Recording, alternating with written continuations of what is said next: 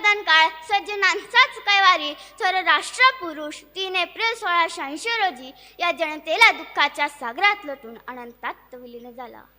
ही बातमी औरंगजेबाला कळताच औरंगजेब खाली आला, नमाजाच्या रुखात पडत म्हणाला, या अल्लाह खुदा परवरदिगार, अपने जन्नत के दरवाजे खुले रखना, माँ बहनों की इज्जत करने वाला मेरा शेर शिवा तेरे पास आ रहा है.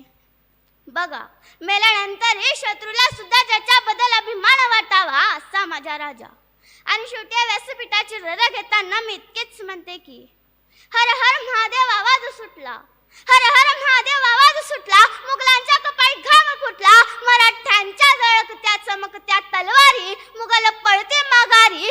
राजा अजून तुम्ही 10 वर्ष जगला असता तर या मुघलांनी सुद्धा कपाळी भगवाच लावला असता, तर या मुघलांनी सुद्धा कपाळी भगवाच लावला असता. मनपूर्वक धन्यवाद.